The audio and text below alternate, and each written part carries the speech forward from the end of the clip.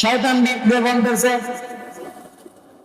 আমি তোমার 9 লক্ষ বছর ইবাদত করলাম, এত বছর ইবাদত করার পর যদি তোমার কোন ইবাদত যদি সংযোগ হয়ে থাকে, আমি তোমার কাছে কয়েকটা জিনিস চাবো। আমি তোমার কাছে কি করবো? কয়েকটা জিনিস চাবো।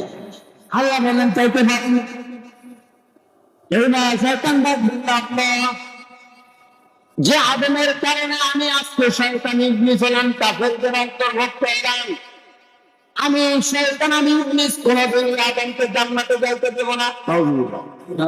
ধরে বলেন শয়তান চায় না যত আসবে, এখন থেকে আদম পর্যন্ত যত আদম সন্তান আসবে, আল্লাহ এই আদম সন্তানদেরকে আমি শয়তান ধোঁকা দিয়ে জাহান্নামে নিয়ে যাবো। তোমার কাছে কয়টা জিনিস চাই? 1 নাম্বার, আমার হায়াত কিয়ামত পর্যন্ত দিতে হবে। 1 নাম্বার, আমার হায়াত কিয়ামত পর্যন্ত দিতে হবে।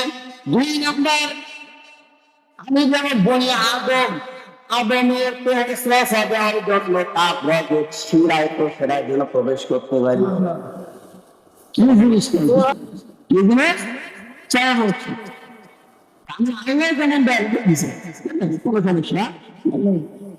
আরেকটা জিনিস, আমি কিয়ামত পর্যন্ত হায়াত পাইলাম এবং মানুষের শিরায় যেতে পারবে, এবং আরেকটা আমাকে যেন কেউ না দেখতে হবে, আমাকে যেন কেউ না দেখতে পারে। এই 3টা জিনিস আমরা কি বললাম? না, দিয়ে দিলাম। আমাকে কি করলাম?